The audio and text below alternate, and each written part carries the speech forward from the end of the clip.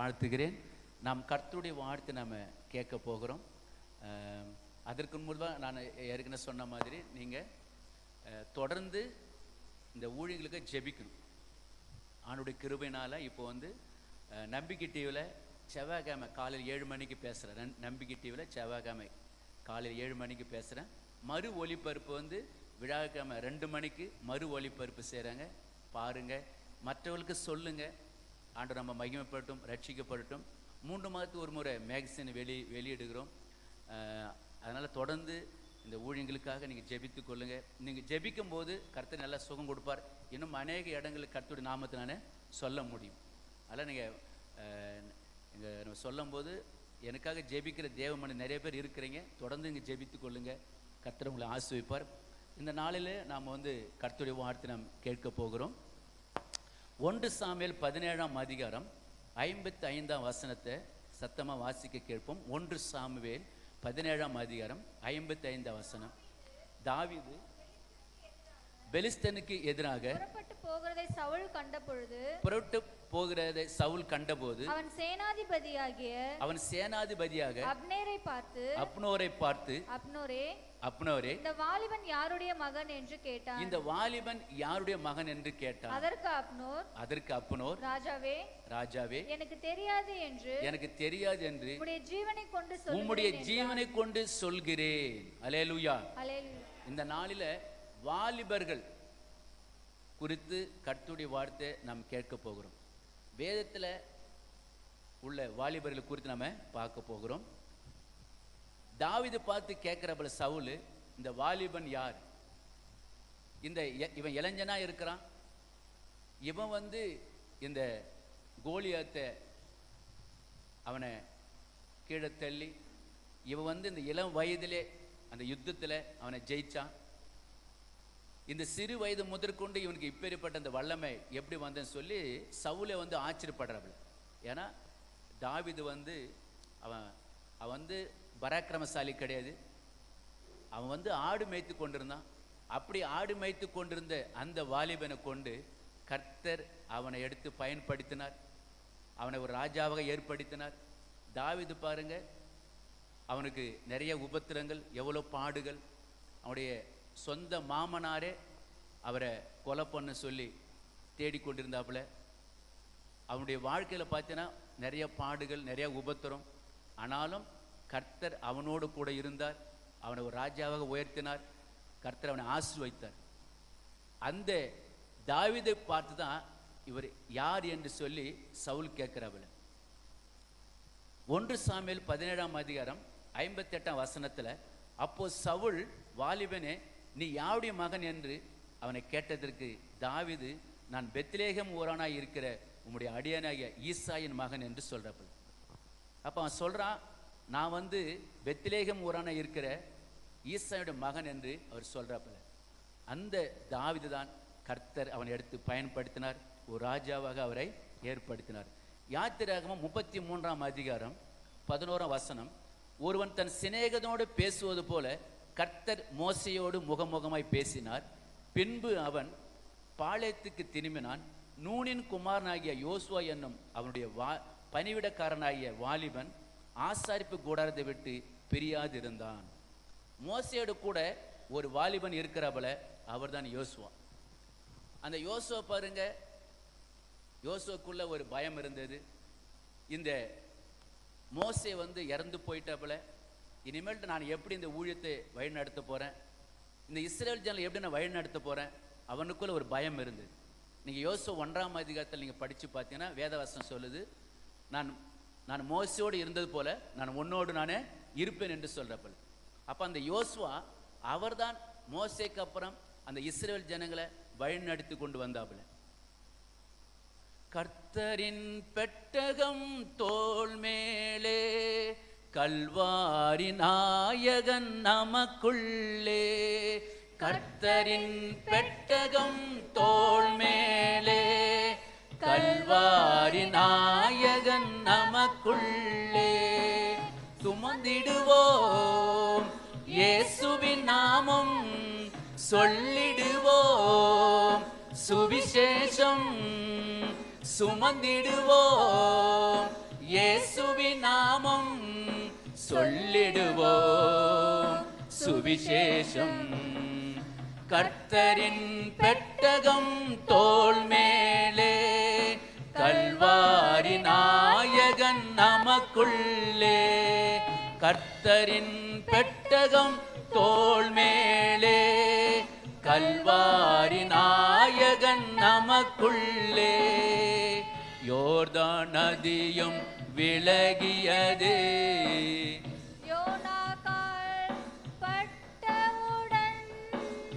யோர்தான் நதியும் விலகியது, பெட்டி சுமந்த கால் பட்டவுடன் எரிகோ மதில்கள் இடிந்து விழுந்தன. 7 நாள் ஊர்வலம் வந்ததினால் எரிகோ மதில்கள் இடிந்து விழுந்தன. 7 நாள் ஊர்வலம் வந்ததினால் சுமந்திடுவோம், இயேசுவின் நாமம் சொல்லிடுவோம், சுவிசேஷம் சுமந்திடுவோம், இயேசுவின் நாமம் சொல்லிடுவோம், சுவிசேஷம். கர்த்தரின் பெட்டகம் தோள் மேலே, கல்வாரி நாயகன் நமக்குள்ளே. கர்த்தரின் பெட்டகம் தோள் மேலே, கல்வாரி நாயகன் நமக்குள்ளே. அப்ப தேவன் சொல்றாரு, நான் மோசையோடு இருந்தது போல நான் உன்னோடு இருப்பேன். அப்ப இஸ்ரவேல் ஜனங்களை யோசுவா வழி நடத்தி கொண்டு செல்லும் போது யோர்தான் நதி அவங்களுக்கு தடையாக இருந்தது. அப்ப பாருங்க, இஸ்ரவேல் ஜனங்களை யோசுவா ஆயத்தப்படுத்தி அதிகாலமா புறப்பட்டு வராங்க. வசனம் சொல்லுது, இன்றைக்கு பரிசுத்தம் பண்ணிக்கொள்ளுங்கள், கர்த்தர் நாளைக்கு உங்கள் நடுவில் அற்புதம் செய்வார்னு சொல்லி யோசுவா ஜனங்களை அழைத்து கொண்டு வரும்போதுதான் அந்த யோர்தான் நதி தடையா இருந்தது.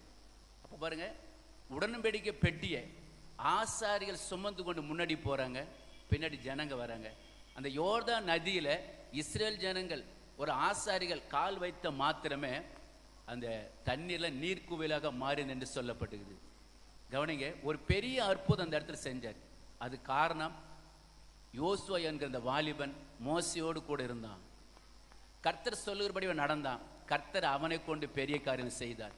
யோசுவா 6ஆம் அதிகாரத்தில் நீங்க 1-2 வசனத்தை படிச்சு பாருங்க. யோசுவா 6ஆம் அதிகாரத்தில் அந்த எரிகோ கோட்டைக்குள்ள உள்ளேயும் போக முடியாது, உள்ளகராலும் வெளியே வர முடியாது, அவ்வளோ பெரிய தடை இருந்தது. அப்ப என்ன நடந்து பார்த்தீங்கன்னா, அந்த இஸ்ரேல் ஜனங்களை அவன் சொல்றப்பல, நீங்க 7 நாள் இந்த எரிகோ கோட்டை சுற்றி வாங்க, 7ஆவது நாள் 7 முறை சுற்றி வாங்க அப்படின்னு சொல்லி அவங்களை எல்லாரும் பாடலை பாடி துதிச்சு, எக்கரல ஊதி பாடலை பாடி துதிச்சாங்க. எரிகோ கோட்டை இடிந்து விழுந்தது. ஹல்லேலூயா. பாருங்க, ஒரு வாலிபனை கொண்டு கர்த்தர் அந்த இஸ்ரவேல் ஜனங்களை வழி நடத்த உதவி செய்தார். அந்த வாலிபனை கொண்டு பெரிய காரியங்கள் அவர் செய்தார். ஆதியாகமம் 19ஆம் அதிகாரம் 4ஆம் வசனத்துல, அவர்கள் படுக்கும் முன்னே சோதோம் பட்டணத்து மனிதராகிய வாலிபர் முதல் கிழவர் மட்டுமுள்ள ஜனங்களை அனைவரும் 4 திசைகளிலிருந்து வந்து வீட்டை சூழ்ந்து கொண்டு. பெரியமானவர்களே, ஒருவேளை இந்த லோத்து அந்த ஊர்ல வாழ்ந்து கொண்டிருக்கிறாரு, சோதோம் குமார பட்டணத்துல. அப்படியே லோத்து வாழ்ந்து கொண்டிருக்கும் போது அங்க 2 தேவ மனிதர் அவங்க வீட்டுக்கு வராங்க. அப்படி வரும்போது அந்த 2 தேவ மனிதர்களுக்கு நல்ல ஆகாரம் கொடுத்து அவங்க வீட்டில் உறங்கி கொண்டு இருக்கும் போதுதான் அந்த சோதோம் குமார பட்டணத்தில் உள்ள சிறு பிள்ளைகள் முதல் வாலிபர் வயதான எல்லாரும் வந்து அந்த லோத் இருந்த வீட்டை சூழ்ந்து கொண்டார் என்று சொல்லப்படுகிறது. அப்போ அந்த பட்டணத்தில் வாலிபர்கள் எல்லாருமே தவறு செய்ய ஆரம்பிச்சாங்க, பாவம் செஞ்சாங்க. அந்த ஜனங்க தான் ஒருவேளை இவனுடைய லோத்துடைய வீட்டை சூழ்ந்து கொண்டார்கள். பாருங்க, வாலிபர்கள் அவர்களும் கூட அந்த பாவத்தில் ஈடுபட்டு கொண்டிருந்தார்கள். பிரியமானவர்களே, இன்னைக்கு ஏன் இந்த வாலிபர் கூடுகை அப்படி சொல்லி நம்ம நினைக்கலாம். இன்னைக்கு வாலிப பிள்ளைகள் கூட இயேசுவை ஏற்றுக்கொள்ள வேண்டும், அவங்க ரட்சிக்கப்படணும். அவர்களை கொண்டு கர்த்தர் பெரிய காரியம் செய்வார். அப்படி சொல்லி தான் இந்த கூட்டத்தை நாங்கள் நடத்தி கொண்டிருக்கிறோம். அல்லேலூயா. பாவத்திலிருந்து வெளியில வரணும் சொல்லி தான் நாங்கள் நடத்தி கொண்டிருக்கிறோம் பாருங்க. ஆனா அந்த அந்த பட்டணத்தை அழிக்கும் போது கர்த்தர் ஆபிரகாமை நினைத்து லோத்தின் குடும்பத்தை பாதுகாத்தார். ஆதியாகமம் 39ஆம் அதிகாரத்துல 9ஆம் வசனம், போர்த்திபார் மனைவியை பார்த்து யோசா சொல்றபல, இந்த வீட்டிலே என்னிலும் பெரியவன் இல்லை, நீ அவருடைய மனைவியா இருக்கிறபடியால் உன்னை தவிர வேறு ஒன்றையும் அவர் எனக்கு விலக்கி வைக்கவில்லை. இப்படி இருக்க நான் இத்தனை பெரிய பொல்லாங்குக்கு உடன்பட்டு தேவனுக்கு விரோதமாய் பாவம் செய்வது எப்படி என்றான். ஒருவேளை யோசேப்பு சொல்றபல, போர்த்திபார் மனைவி பார்த்து சொல்றபல, நான் எப்படி இந்த பொல்லாங்கான காரியத்தை நான் செய்வேன் அப்படி கேட்கிறப்ப.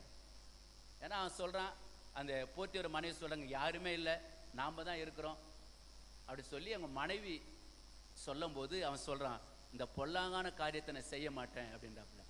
பாருங்க, யோசுவா அந்த வாலிப வயதுல கர்த்தருக்கு பயந்து அந்த காரியத்தை அவன் செய்யல, அந்த காரியத்துக்கு விலகி போனான். பெரியமானவர்களே, ஒரு அம்மா வந்து வீட்டு வேலைக்கு போகிற ஒரு அம்மா, அந்த எஜமான வீட்டில் அவங்க வேலை செய்து கொண்டிருக்கும் போது அந்த எஜமான் வந்து இந்த அம்மா மேலே ஆசைப்பட்டாப்புல, எப்படியாவது இந்த அம்மாவுக்குள்ள நம்ம தொடர்பு வைக்கணும்னு சொல்லி ஒரு ஆசைப்பட்டாப்புல. அப்போ ஒரு நாள் அந்த அம்மா வேலைக்கு வரும்போது அந்த எஜமான் சொன்னாராம், அம்மா நீ இந்த வீட்டு கதவுல எல்லாம் சாத்து அப்படின்னாராம். உடனே அந்த அம்மா கதவெல்லாம் சாத்திட்டாங்க. கதவை சாத்தின பிறகு இவர் கேட்டாராம், கதவெல்லாம் சாத்திட்டாங்க, யாருன்னா நம்மளை பார்க்குறாங்களா அப்படின்னு கேட்டாப்புல. அப்போனா அந்த அம்மா சொன்னாங்களாம், யாரும் நம்ம பார்க்கல, ஆனால் கர்த்தர் நம்மளை பார்க்குறான்னு சொன்னாங்களாம். அல்லேலூயா. ஆமாம், நல்லா கவனிங்க. இந்த யோசேப்பு பாருங்க, அவன் பாவத்திற்கு விலகி ஓடினான். அந்த அம்மா சொல்றாங்க, யாரும் இல்லை, நீ வா என்னோட கூட நீங்க தொடர்பு வைக்கிற சொல்லி கேட்கும்போது அவன் அதுக்கு விலகி போனான். இந்த பெரிய பொல்லாங்குக்கு உடன்பட்டு தேவனுக்கு விரோதமா பாவம் செய்வது எப்படி அப்படி சொல்றான். நான் தேவனுக்கு விரோதம் எப்படி நான் பாவம் செய்யறது சொல்லி அவன் பாவத்துக்கு விலகி போனான். பிரியமானவர்களே, ஒரு வாழை பிள்ளைங்க பரிசுத்தமா நாம் எப்போதும் நாம் இருக்க வேண்டும். பாவத்திற்கு விலகி நாம் இருக்கணும். அப்படி இருக்கும்போது கர்த்தர் நம்மளை ஆசீர்வதிப்பார். ரூத்து 3ஆம் அதிகாரம் 10ஆம் வசனத்தை பார்க்கும்போது போவாஸ் சொல்றபல, அதற்கு அவன், மகளே, நீ கர்த்தரால் ஆசீர்வதிக்கப்படுவாயாக, நீ தரித்திரரும் ஐசுவான்களுமான வாலிபர்களின் பிறகே போகாததினால் உன் முந்தின நற்குணத்தை பார்க்கலாம் உன் பிந்தின நற்குணம் உத்தமமாய் இருக்கிறது. அல்லேலூயா. ஒரு போவாஸ் சொல்றப்பல, நீ வந்து கர்த்தரால் ஆசீர்வதிக்கப்படுவதாக அப்படின்னு சொல்றப்பல. யாரு? போவாஸ் சொல்றப்பல, ரூத்தை பார்த்து சொல்றப்பல. ஏன்னா உன்னுடைய குணம் எப்படிதான் முந்தின நற்குணத்தை பார்க்கலாம் உன் பிந்தின நற்குணம் உத்தமாய் இருக்கிறது. ரூத்துடைய கணவர் இறந்து போயிட்டாப்புல. ஆனா ரூத்து வந்து தன்னுடைய மாமியார் கெட்டியை பிடிச்சினாங்க. இன்னைக்கு என்ன சொல்றீங்களே, நான் உன் கூட தான் இருப்பேன் சொல்லி அந்த ரூத்து வந்து பாருங்க, யார் ஆண்கள் பின்னாடி போகாம ஒருவேளை மாமியாரோட கூட இருந்தாங்க, அந்த ஊர்ல அவங்க பரிசுத்தமா வாழ்ந்தாங்க. அதெல்லாம் போவாஸ் சொல்றப்பல, நீ வந்து கர்த்தரால் ஆசீர்வதிக்கப்படுவதாக அப்படி சொல்லப்படுது. ஒரு பெண்கள் கூட நம்ம பரிசுத்தமா இருக்கணும். கர்த்தருக்கு பயந்து நம்ம நடக்கும்போது நடக்கணும். அப்பதான் நம்முடைய இந்த வாலிப வயதுல பரிசுத்தமா இருக்கும்போது கர்த்தர் உயர்த்துவார், உங்களை அவர் ஆசீர்வதிப்பார். தானியேல் 1ஆம் அதிகாரம் 17ஆம் வசனம், இந்த 4 வாலிபருக்கும் தேவன் சகல எழுத்திலும் ஞானத்திலும் அறிவையும் சாமர்த்தியத்தையும் கொடுத்தார். தானியேலோ சகல தரிசனங்களையும் சொப்பனங்களையும் அறியத்தக்க அறிவுள்ளன ஆக்கினார் என்று சொல்லப்படுகிறது. பிரியமானவர்களே, வாலிப பிள்ளைகளே, பாருங்க, இந்த வாலிபருக்கு தேவன் சகல எழுத்திலும் ஞானத்திலும் அறிவையும் சாமர்த்தியத்தையும் கொடுத்தார். அப்போ அந்த 4 வாலிபர் யாரு? ஷாத்ராக், மேஷாக், ஆபேத்நேகோ, அப்புறம் தானியேல் கூட. அதுல பாருங்க, தானியேலை பாருங்க, சகல தரிசனங்களிலும் சொப்பனங்களிலும் அறியத்தக்க அறிவுள்ளன ஆக்கினார். அப்ப இவர்களுக்கு எப்படி அந்த ஞானம் வந்தது? ஞானத்திலும் நல்ல அறிவு சாமர்த்தியம் எப்படி வந்தது? அவங்க கர்த்தரோடு ஐக்கியம் வச்சாங்க, கர்த்தருக்கு பயந்து நடந்தாங்க. நீங்க பார்த்தீங்கன்னா தானியேல் வந்து பார்த்தீங்கன்னா அவனுக்கு வந்து அந்த சொப்பனங்களையும் அறித்தக்க அறிவுலாம் கொடுத்தார். தரிசனங்கள் சொப்பனங்களும் அறித்தக்க அறிவுல ஆக்கினார் என்று சொல்லப்படுது. அப்போ அந்த அவர்களும் மட்டும் பரிசுத்தமாக வாழ்ந்தாங்க, கர்த்தர் பயந்து நடந்தாங்க, கர்த்தர் அவர்களை உயர்த்தினார், அவர்களை ஆசீர்வதித்தார். சங்கீதம் 148:12 சொல்றாரு, வாலிபரே, கன்னிகைகளே, முதிர் வயது உள்ளவர்களே, பிள்ளைகளே, கர்த்தரை துதியுங்கள் என்று சொல்லப்படுது. வாலிப பிள்ளைங்க நீங்க கர்த்தரை நீங்க துதிக்கணும். அதான் சொல்றாரு, வாலிபரே, கன்னிகைகளே, நீங்க கர்த்தரை என்ன பண்ணுமா? துதிக்கணும். அப்போஸ்தலர் 16:25 சொல்லப்படுகிறது, பவுலும் சீலாவும் ஜெபம் பண்ணி துதித்தார் என்று சொல்லப்படுது. அப்ப வாலிப பிள்ளைங்க நல்ல பாடலை பாடி நம்ம துதிக்கணும், கர்த்தருடைய நாமத்தை நம்ம மகிமைப்படுத்தணும். அதாங்க தெளிவா சொல்றாரு சங்கீதம் 148, வாலிபரே, கன்னிகைகளே, பிள்ளைகளே, கர்த்தர் என்ன பண்ணுவீங்க? துதிக்கணும் சொல்றாரு. நீங்க துதிக்கும் போது உங்க மேல ஒரு பிரசன்ஸ், அந்த அபிஷேகம் வரும். அப்ப துதிக்கணும். வாலிப பிள்ளைங்க ஜெபிக்கிறீங்க, வேதவசனம் படிக்கிறீங்க, ஆனா துதிக்கணும். நல்ல பாடலை பாடி நல்லா துதிக்கணும். எப்படி ஆராதனை நம்ம பார்த்தோம், நிறைய பிள்ளைங்க இந்த பிரசனத்துல அபிஷேகத்தில் நிறைஞ்சு நல்லா துதிச்சிங்க, கர்த்தருடைய பாட்டெல்லாம் நீங்க பாடினீங்க. அப்போ வாலிப பிள்ளைகள் நல்லா நீங்க பாடணும். அல்லேலூயா, நல்லா துதிக்கணும். அதான் சொல்றாரு, வாலிபரே, கன்னிகைகளே, நீங்க என்ன பண்ணுமா? கர்த்தர் என்ன பண்ணீங்க?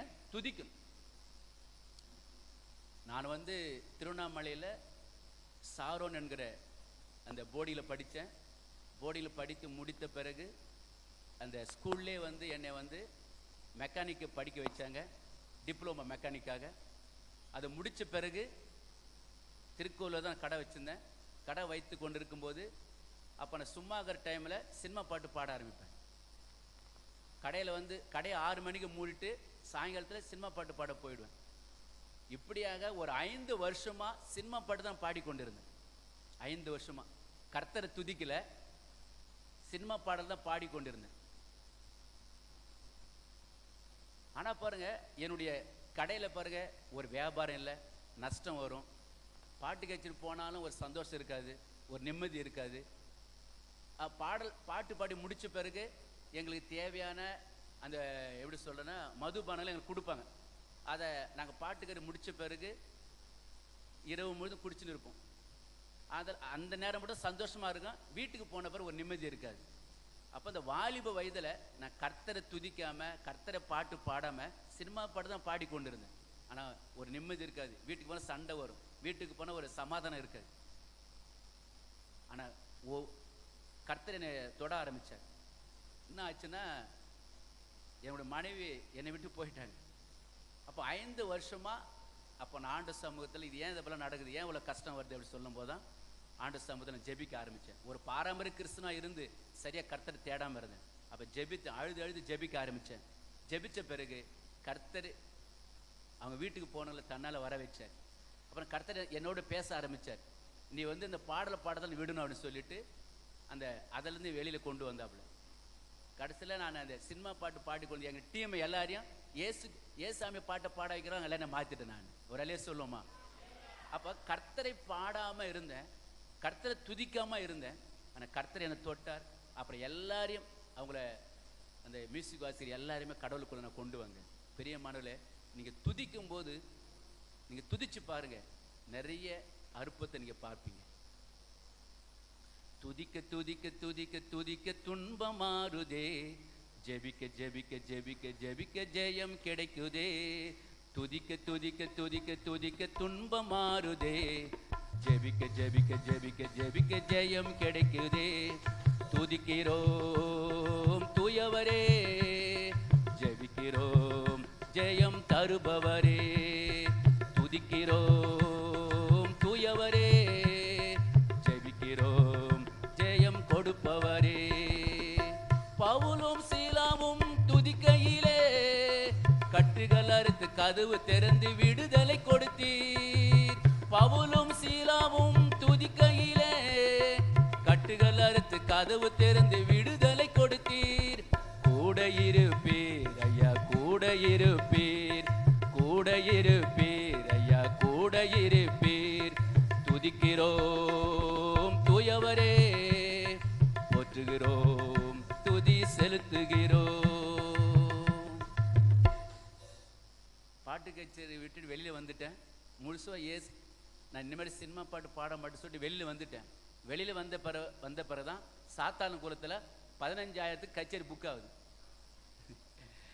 வெளியில் வந்த பிறகுதான் புக், அப்போ தான் பெரிய ப்ரோக்ராம் கிடைக்குது 15,000. அப்போ அது பெரிய காசு ஆகுது 2005. அப்போ நான் நினச்சேன், ஆண்டவரே 15,000 கச்சேரிக்கு போகலாமா இல்லை ஏசாம்பாட்டு பாடலாமா? அப்புறம் ப்ரேயர் பண்ண ஆரம்பித்தேன். அவர் ஆண்டு வந்து அதுக்கு அனுமதி கொடுக்கல. ஆனால் ஆண்டவர்கிட்ட கேட்டேன், ஆண்டவரே சினிமா பாட்டு பாடவன்னு சொல்லிட்டீங்க, ஆனால் நான் பாடுன்னு எனக்கு ஆசை இருக்குது, நான் என்ன பண்ணுறது அப்படின்னு சொல்லும்போது தான் அதே 2016 தமிழ் டிவியில் பேச வாய்ப்பு, பாட்டு பாடும்போது எனக்கு வாய்ப்பு கொடுத்தாரு. அப்போ தமிழ் டிவிக்கு நான் போகணும். அப்போ எனக்கு பஸ் ஃபேருக்கு காசு இல்லை. அப்போ எனக்கு கல்யாணத்தில் எனக்கு ஒரு மோதிரம் போட்டாங்க. அந்த மோதிரத்தை அடவில் வச்சு ஆண்டவர் எப்படியா தமிழ் டிவியில் பாட்டு பாடுன்னு சொல்லிட்டு 2016 அந்த மோதிரத்தை அடவில் வச்சு போய் பாட்டு பாடுறேன். பாட்டு பாடி முடிச்சிட்ட பிறகு வீட்டுக்கு வந்துட்டேன். அந்த பாடலை டிவிலையும் போட்டாங்க. அதுக்கு அடுத்தது நீங்கள் பார்த்தீங்கன்னா என்னுடைய நண்பர் வந்து இன்னொரு என்னை பாடல் பாடும்படியாக சென்னைக்கு கூப்பிட்றாப்புல. அப்போ சென்னைக்கு போகும்போது தான் எனக்கு இந்த பாட்டை வந்து என்னை அவர் கொடுத்தார். இந்த பாட்டை இருந்தால் தான் நீங்கள் பாடணும் அப்படின்னு சொல்லுது. துதிக்க துதிக்க துன்பம் மாறுது. அப்போது நான் போய் அந்த சென்னையில் அந்த ஸ்டுடியோவில் போய் தேடி இடம் கிடைக்காம மணி 2 மணி தான் அந்த ஸ்டுடியோ கிடச்சிது. அப்புறம் எனக்கு எப்போ பாட்டு கொடுக்குறாங்க, நான் சாயங்காலம் 6 மணி ஸ்டுடியோக்கு போயிட்டேன். எப்போ அந்த பாட்டு கொடுக்குறானா, நைட்டு 2 மணி தான் என்னை பாட வைக்கிறாங்க. அவ்வளோ நேரம் எனக்கு வந்து கொடுக்காம என்னை அவ்வளோ இழுத்து அடிச்சாங்க. எதுக்கு சொல்கிறேன்னா அதான் அப்போ தான் அந்த பாட்டு எனக்கு கொடுத்த துதிக்க துதிக்க துன்பம் மாறுது. அப்போ நல்லா கவனிங்க, ஆண்டருக்குள்ளே வந்த பிறகு நான் ஆண்டவர் ஜெபித்தேன். அடுத்து கொஞ்சம் கொஞ்சமாக அந்த கடவுளை எனக்கு உயர்த்த ஆரம்பித்தேன். பிரியமானவர்களே, இந்த கர்த்தரை பாடும்போது, கர்த்தருடைய பாட்டுகளை நீ பாடும்போது அந்த பிரசன்ஸு, அந்த அபிஷேகம் இறங்கும். அல்லேலூயா. ஆமாம், அப்படி துதிச்சு பாருங்க. நல்ல பாட்டு அப்போ நல்லா துதிங்க. அப்படி இல்லையா பாஸ்டர், எனக்கு வந்து பைபிள் நல்லா படிங்க. சங்கீதம் 136 சொல்லுது, கர்த்தரை துதியுங்கள், அவர் நல்லவர், அவர் கிருபை என்றுமுள்ள சொல்லுது. அப்படி இல்லையா நல்ல பைபிள் நல்லா படிங்க. இந்த சங்கீதம் 136, சங்கீதம் 148 இதெல்லாம் சொல்ல அதுவும் கர்த்தரை நம்ம துதிக்கிறது தான். அப்போ பைபிள் நல்லா படிங்க, பாட்டு நல்லா பாடுங்க. அப்படி இல்லையா ஸ்தோத்திர பலியில் 1000 சொல்லி துதிங்க. துதிச்சு பாருங்க, அற்புதம் நடைபெறும். அல்லேலூயா. அதான் சொல்லுது, இந்த வேதவாசம் சொல்லுது, வாலிபரே கன்னிகைகளே, முதிர் வயது உள்ளவர்களே, பிள்ளைகளே, கர்த்தரை துதியுங்கள். துதிக்கும் போது அந்த பிரசன்ஸ், இந்த அபிஷேகம் உங்க மேல இறங்கும். தாவீது சொல்ற ஒரு இடத்துல என்ன சொல்ல, வீணைய சுரமண்டலமே அதிகாலமே விழித்திருந்தார். அப்ப நல்லா நம்ம காலையில எழுந்து நல்லா ஜெபிக்கணும், நல்லா ஸ்தோத்திர பலி சொல்லுங்க, பாடல் பாட்டு நல்லா துதிங்க. அப்ப துதிக்கும் போது கர்த்தர் உங்க மேல ஒரு பிரசன்ஸ், இந்த அபிஷேகம் இறங்கும், உங்க மேல தடைகளை விலகும். அல்லேலூயா. ஆமா. சங்கீதம் 119:9 சொல்றாரு. சங்கீதம் 119:9 வாலிபன் தன் வழியை எதனால் சுத்தம் பண்ணுவான், முத வசனத்தின்படி தன்னை காத்து கொள்கிறதானே. அப்ப வாலிபன் வந்து எப்படி சுத்தம் பண்ண முடியும்? வேத வசனத்தினால்தான் சுத்தம் பண்ண முடியும். முன்னாடி பார்த்தோம், நல்லா துதிக்கணும் சொல்லி பார்த்தோம். அடுத்தது வந்து வேத வசனத்தையும் நம்ம நன்றாக படிக்கணும். அல்லேலூயா. சொல்றாரு, வாலிபன் தன் வழியை எதனால் சுத்தம் பண்ணுவான், உங்களுடைய வசனத்தின்படி தன்னை காத்து கொள்கிறதுனாலே. சங்கீதம் 119:9 இப்படியே சொல்லப்படுது. அப்ப வேத வசனத்தை நீங்க படிக்கதான் உங்களை சுத்தப்படுத்த முடியும், உங்களுடைய சிந்தனையை சுத்தப்படுத்த முடியும். நீங்க வேதத்தை படிக்க உங்களுடைய நல்ல ஒரு அபிஷேகம் உங்க மேல இறங்கும். அல்லேலூயா. அப்ப பாருங்க, வசனத்தினால்தான் நீங்க சுத்தமாக முடியும். ஒரு ஸ்கூல் ஹெட்மாஸ்டர் சொன்னாரு, அவங்க பிள்ளைகளை பார்த்து சொன்னாரு, நீங்க வந்து இங்க இருக்கிற செடியெல்லாம் என்ன பண்ணுங்க, கட் பண்ணி எடுத்து போடுங்க, இதை நீங்க சுத்தப்படுத்துங்க அப்படின்னு. அதே போல இந்த பிள்ளைங்கெல்லாம் சேர்ந்து அந்த அந்த பில்லு பூண்டெல்லாம் சுத்தமாக்கி அந்த அந்த கிரவுண்டை சுத்தமாக்கிட்டாங்க. திடீர்னு கொஞ்ச நாள் கழிச்சு மழை பெஞ்சுது.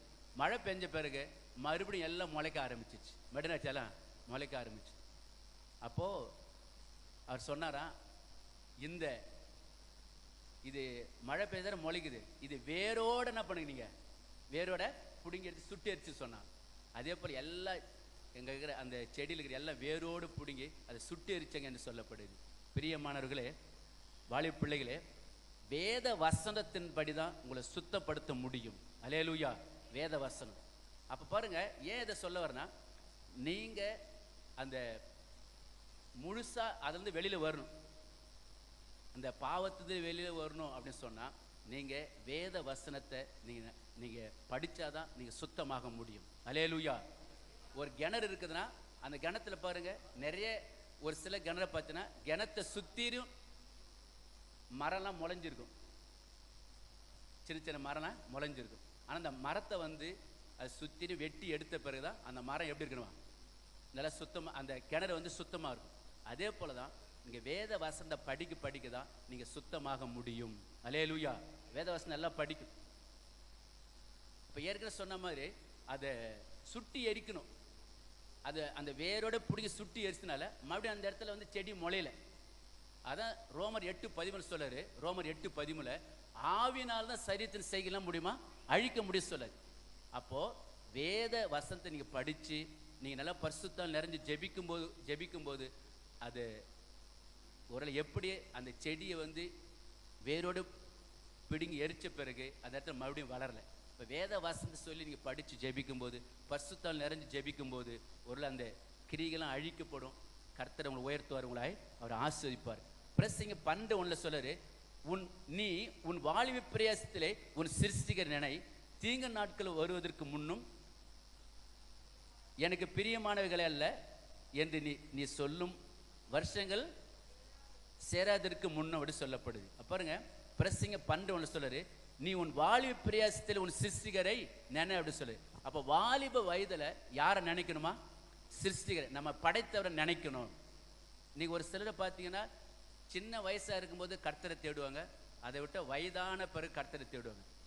ஆனா வாலிப வயதில் யாரும் கர்த்தர் என்ன பண்ண மாட்டாங்க, தேட மாட்டாங்க. வாலிப வயசுல யாரும் கர்த்தர் தேட மாட்டாங்க. ஆனா வேத வசனம் சொல்லுது, பிரசிங்கில சொல்லப்படுகிறது, நீ உன் வாலிப பிரயாசத்திலே உன் சிருஷ்டிகர் நினை. இப்போ வாலிப வயதுல நம் கர்த்தரை நாம் நினைக்க வேண்டும். அல்லேலூயா. ஆமா. சங்கீதம் 55:17 சொல்றாரு, அந்தி சந்தி மத்தியான வேளையிலும் நான் தியானம் பண்ணி முறையிடுவேன், அவர் என் சத்தத்தை கேட்பார். பிள்ளைகளை கவனிங்க, அந்தி சந்தி மத்தியான வேளையிலும் நான் தியானம் பண்ணி முறையிடுவேன், அவர் என் சத்தத்தை கேட்பார். அப்போ ஒரு தாவீது அப்படி சொல்றப்பல, நான் தியானம் பண்ணி முறையிடுவேன். எப்படியா, அந்தி சந்தி மத்தியான வேளையிலும். அப்ப காலையிலும் சரி, மத்தியானத்திலும் சரி, சாயங்காலத்திலும் சரி, நம்ம என்ன பண்ணுமா, தியானம் பண்ணி முறையிடணும். ஆண்டுட்டு சொல்லும் தியானம் பண்றது. எப்படி தியானம் பண்றது? சங்கீதம் 39:3 சொல்றாரு, நான் தியானிக்க எல்லாம் மூண்டதான் அக்கினி மூண்ட சொல்றாரு. அல்லேலூயா. நான் தியானிக்க எல்லாம் மூண்டதான் அக்கினி மூண்டது. இங்க அதான் சொல்றாரு, நான் தியானம் பண்ணி முறையிடுவேன், அவர் என் சத்தத்தை கேட்பார். அப்போ 3 வேளையும் நம்ம என்ன பண்ணுமா, தியானம் பண்ணி நம்ம ஜெபிக்கணும். அதான் சொல்லுது. சங்கீதம் 39:3 சொல்றாரு, நான் தியானிக்கையில் அக்கினி மூண்டது. அப்போ தியானம் பண்ணி நீங்க ஜெபிங்க. அதான் பாட்டு போகணும். அக்கினி மூண்டது, அனல் கொண்டது, இதயம் தியானம் செய்கையில். அக்கினி மூண்டது, அனல் கொண்டது, என் இதயம் தியானம் செய்கையில். பற்ற வைக்க வந்தேன் பூமியிலே அக்கினி, இப்பொழுதே எரிய வேண்டும் ஏங்குகிறார். பற்ற வைக்க வந்தேன் பூமியிலே அக்கினி, இப்பொழுதே எரிய வேண்டும் ஏங்குகிறார். பலிபீடத்தில் அக்கினி அவியாமல் எப்பொழுதும் எரிந்து கொண்டே இருக்க வேண்டும். பலிபீடத்தில் அக்கினி அவியாமல் எப்பொழுதும் எரிந்து கொண்டே இருக்க வேண்டும். அக்கினி அக்கினி பரலோக பரிசுத்த அக்கினி, அக்கினி அக்கினி பரலோக பரிசுத்த அக்கினி. அக்கினி மூண்டது, அனல் கொண்டது, என் இதயம் தியானம் செய்கையில். அப்ப பாருங்க, தியானம் பண்ணி நம்ம முறையிடணும். அக்கினி நமக்குள்ள எரிந்து கொண்டே இருக்குன்னு சொல்லணும். ரோமர் 12:11 சொல்றாரு, நீங்க எப்படி இருக்கணுமா, ஆவில அனலா இருக்குன்னு சொல்ல. ஆவில எப்படி இருக்கு? நீங்க அனலா இருக்கணும். அப்போ நீங்க தியானம் பண்ணி ஜெபிங்க.